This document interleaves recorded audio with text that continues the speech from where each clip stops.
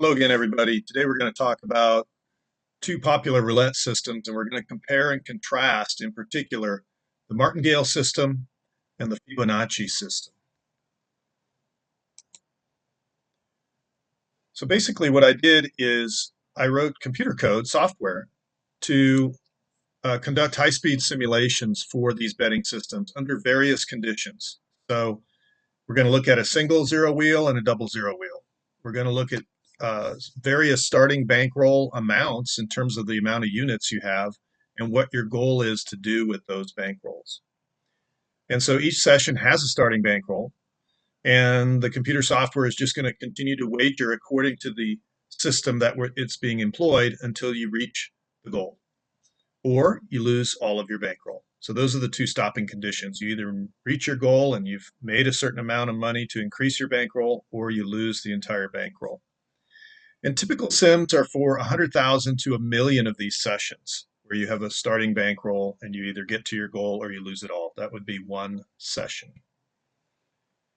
Well, as you guys know, I like to think in terms of a baseline or something that we can think about that makes sense to us when we start to explore betting systems or start to explore areas that might not be as familiar. So a really simple baseline for us would be a flat bet, a 1-to-1 flat bet, like red or black, odd or even, 1 through 18, 19 through 36.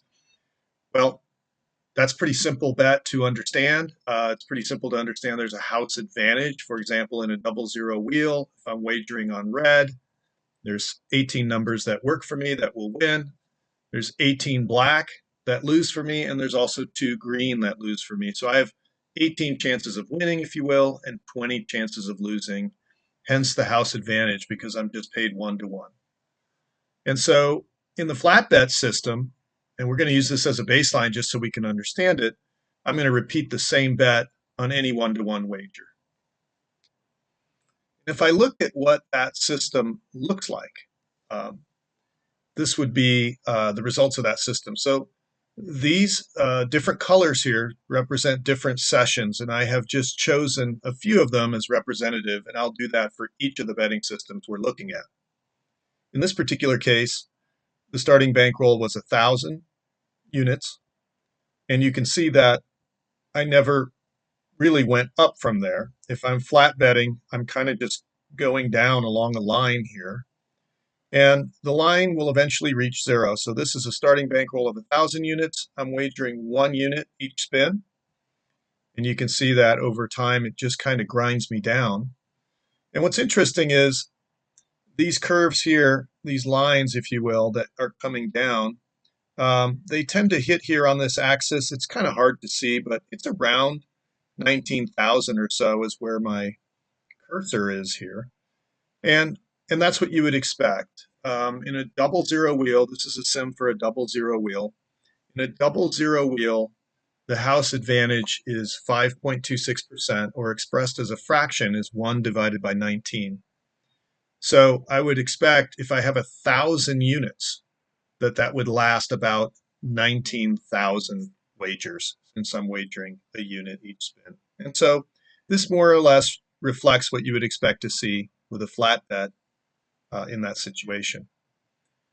And so, you know, human nature is to try to innovate, to try to do better than what you see. And because flat betting on a 1-to-1 bet really kind of just is a slow grind downward, as we just saw in that last graph, folks have come up with different systems. And one of the ones that's fairly popular is the Martingale. I would encourage you to see my other videos on the Martingale, the reverse Martingale, or even the grand Martingale.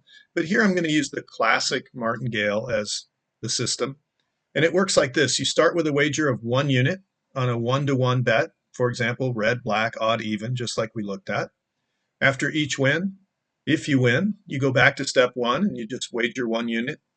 After each loss, though, and this is the key to the Martingale, after each loss, you double your wager. So you can see here, if you think about this, that the risk here is a string of successive losses. You have to begin doubling your wager each time, and that quickly gets to be a big number.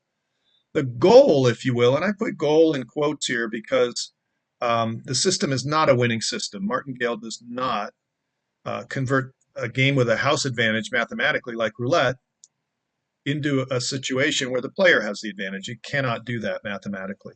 But the goal of the system, if you will, or the wisdom of the system, or why people are interested in the system, is that you hope to win 1 unit each sequence. And let's take a look at the Martingale. So this would be a computer simulation of the Martingale system. And in this particular situation here, each data point is a spin. And so you can see here at the start, I start with a bankroll of 1,000 units.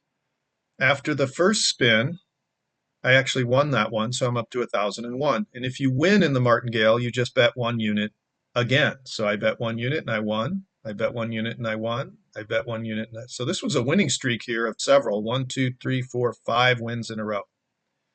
And now we see what happens after a loss. So if you lose here, you've lost 1 unit. Now you've got to raise your wager in Martingale. You've got to double your bet. So we just bet 1 and lost. So now we got to bet 2. And we happen to lose that one. Now we got to bet 4. And we happen to lose that one. Now we got to bet 8. And in this particular simulation, we won that bet. So we went from 998 units in our bankroll. We wagered 8. And we jumped all the way to 1,006. And this is kind of the point, or the goal, if you will, of the Martingale, is if I win outright, I just win the 1 unit, and I just bet another 1 unit. If I start losing, though, I increase my bet. So I lost 1, I lost 2, and I lost 4. So now I'm betting 8. And if I win that 8, 8 recoups my loss of 1, 2, and 4, and leaves me with a win, a net win for that sequence of 1 unit. And in fact, here I was at 1,005 before this losing streak, but the last win brought me up to 1,006, so I gained 1 for the sequence. Then here I go to 1,007, so I won that spin at 1 unit. And then again, here is another losing sequence. So a loss of 1, a loss of 2, a loss of 4, a loss of 8. Now I've got to bet 16. I lost that one. And now I've got to bet 32. And in this particular simulation, I won that bet. So I recouped all of those losses here. I started at 1,007, went on this losing streak. At the end of that, after winning, I'm at 1,008. And so it kind of goes with the Martingale. You can see that provided that you're winning, either outright or at the end of a losing streak you win, you're going to have a slight upward trajectory here because the goal of the Martingale is to win 1 unit with each sequence. But if we take a step back and look at the bigger picture here, so now we're looking at the bigger picture of the Martingale in a longer sim where we're going to either continue our session until we double the bankroll or until we lose it all. This is what we see in the Martingale system. So you can see that in some instances, I'm going all the way up to my goal of 2,000 units, and I've made it in this yellow sim, for example. The green one here is I start this upward trajectory of kind of winning 1 unit per sequence here, and then I suffer a rather large loss. But in this particular case, the green person recovers, and after some losses recovers and makes it. But what's more common in Martingale is that you will eventually encounter a series of losses that wipes you out. For example, this purple fellow here. He's wiped out, rather quickly, and you can see here that he only lasted a couple hundred spins and he was wiped out. This brown guy went down, kind of recovered a little bit, started that upward trajectory, went down again, recovered a couple times, and then ultimately lost the entire bankroll. And you can see this purple fellow here is an interesting case because he recovered a couple times, and actually he was closing in on the goal at this point up here. He's actually close to succeeding of reaching the target goal of 2,000 units. He's actually above 1,800 units, but he encountered a series of losses for which purple fellow could not recover. So that would be an example of the Martingale system close up, and that would be at a distance. So we see what's happening in a microcosm, what we call a kind of a microeconomic view of things, and then we take a step back and see what's really happening in terms of the bigger picture for the bankroll. Now we're going to do the same thing for the Fibonacci system. And as a reminder, the Fibonacci sequence kind of goes like this. It's 1, 1, and then the next number in the sequence or in the series, the Fibonacci series, is the sum of the prior two. So to get the third entry here, I would sum 1 and 1. That's 2. To get the fourth entry, I would sum 1 and 2. To get this particular entry, I would sum the 2 prior to that, and so on. And so the Fibonacci series is a series that goes out to infinity. And if you look at my video on the Fibonacci betting system, I talk a little bit there about what's known as the golden ratio, that if you were to take the ratio of 89 to 55, or the next term to the one prior, and just continue that to infinity, it turns out that that ratio converges to something known as the golden ratio. Back to the system, though. So the steps in the Fibonacci betting system are: you start at position 1, which is this wager of 1 unit here at the start. And you make a 1 unit wager on a 1-to-1 bet, like red, black, odd, even, 1 through 18. After every win, I actually go back 2 steps if I can, 2 positions. If I can't go back 2 positions, I just go back to step 1. But after every loss, I go to the right 1 position. So you can see here that if I lose the first bet, I'll bet 1 again. If I lose that one, I'll then bet 2. If I lose that one, I'll then bet 3, and so on. And the goal here, and I've characterized this as the goal again in quotes, so I'm not saying that this is going to work, because the Fibonacci system will lose, much like the Martingale, much like flat betting, because there is a mathematical house advantage you can't overcome. But the goal here is if you can win the 1 unit in step 1, so on your very first bet, if you can win that 1 unit, then you've kind of moved up 1 position in bankroll. If you, much like Martingale, if you can win that first unit, you move up 1 position, and then you just kind of start over and bet 1 unit. Same with Fibonacci. But in the Fibonacci system, if you lose that first wager, then essentially your goal with all this movement up and down this Fibonacci series, your goal is to get back to even for the sequence. Your goal is to get back to even for the sequence, goal in quotes. And recall, in the Martingale system, your goal was to end up with a net of +1 unit for the sequence. So slightly different, obviously different systems. Let's take a look now at kind of a close-up of the Fibonacci and how that works. So we would start with a bankroll here, and let's say, for argument's sake, that this is at 1,000 units, which it is. And we're going to just Fibonacci bet this close-up what happens. So if we lose the first one here, in this sim we lost the first one, then we go ahead and bet another unit. We lost that one, so now we're at 998. Now we have to bet 2. Lost that one, we're at 996. Now we have to bet 3. And we happen to win that one. And so now we move back 2 positions from 3, and it says to bet 1. And we won that one. And so we're back to even. And remember, I said that's one of the goals in the Fibonacci, is if you start out losing, then the Fibonacci, if it works, will take you back to even. And that's what happened in this particular case. Here we lost 1 and won 1, back to even. And here we encounter a series of losses. So we lose 1, we lose another 1, we lose 2 units. Now we got to bet 3, we lost that. Now we got to bet 5, we lost that. Now we got to bet 8, we lost that. Now we got to bet 13, and we lost that. So we're all the way down to 967. Now the Fibonacci says to go ahead and bet 21. We happen to win that one.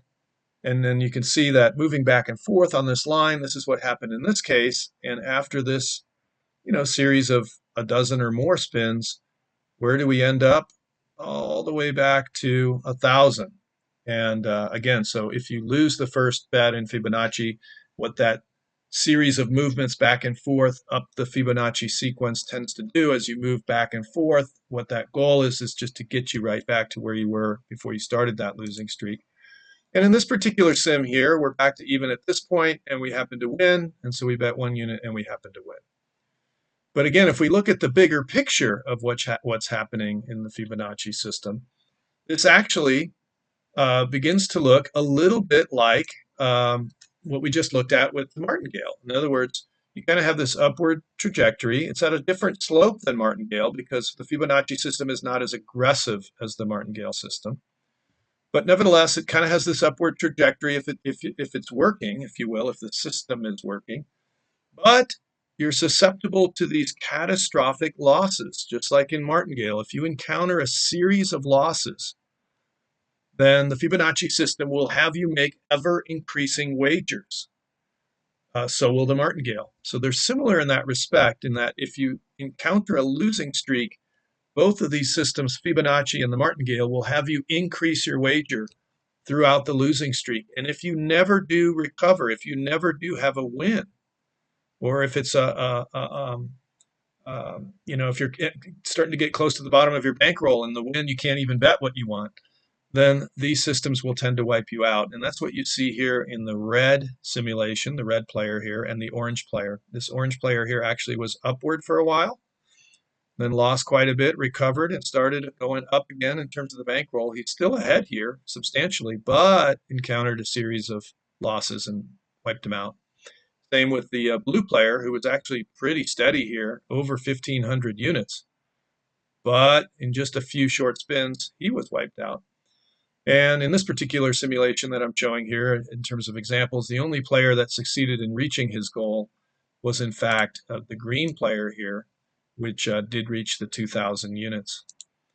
And so what would be the summary here in terms of what are the results, or what's an easy way of understanding these results? And I think a good way of demonstrating that is through a chart like this. So we've been looking in terms of the charts I've been showing you, mostly at this start with 1,000, try to get to 2,000 units. Start with 1,000, try to get to 2,000. But you can see here that I've run simulations in terms of the computer software for various starting positions and ending goals. And then here's the various systems I looked at. I looked at flat betting, 1-to-1 on a zero wheel, flat betting a 1-to-1 wager on a double zero wheel, Martingale on a single zero, Martingale on a double zero, Fibonacci system on a single zero, Fibonacci on a double zero. And I'm going to leave this column here at the end for a moment. So basically what we have cooking here is if I flat bet, you can see that if, let's start with a double zero wheel here. If I flat bet, even if starting with 100 units, just trying to get to 150, that's the only time I kind of have a reasonable chance of getting to 150. Otherwise, I'm just going to pretty much lose every time. A single zero wheel has a less house advantage. Instead of 5.26%, it's 2.70%. But you can see if I'm flat betting, I'm just generally losing. A couple trends to note here is that obviously it's easier to start with 100 and go to 150 than it is to start with 100 and go to 200. And the same with 1,000 to 1,500 versus 1,000 to 2,000. And you can see that here. It's generally easier if you compare those. But flat betting is generally what you can see here. It's a slow grind that just kind of takes you down. And now let's get to the point of this video, which is the Martingale and the Fibonacci. So the Martingale, if my goal is to go from 1,000 to 2,000 on, let's say, a double zero wheel, I'll have a 27.5% chance of getting there. And you would say, well, shoot, I started at 1,000. I'm either going to go up 1,000 or down 1,000. Isn't 27.5% chance of going up here kind of bad compared to what's left, which is a 72.5% chance of going down? And the answer is, yeah, it is kind of bad. It's still a losing system. If you want to get from 1,000 to 1,500, you'll have a better chance here. You can see the 47.3 compared to 27.5%. But it's still a losing system. And now I'm going to jump over to what a fair guideline is. So if this system was fair, in other words, if there was no house advantage, and I'm just trying to get from 1,000 to 2,000 units before I lose the 1,000, a fair system would have a 50% chance of getting to 2,000 before it lost the 1,000. And similarly, if I start at 1,000 and I only want to get to 1,500 versus losing everything, a fair system, a fair guideline would be I'd have a 2/3 chance of succeeding. And you can see that all of these Martingale values, whether it's for a double zero wheel or a single zero wheel, they're all below the fair guideline because they're still losing systems. There's still a house advantage. The house advantage in a single zero wheel is less than a double zero. And that's why the system will fare better here. This column of values is all going to be higher than this column because there's less of a house advantage. It's actually closer to a zero house advantage, but it is still a house advantage.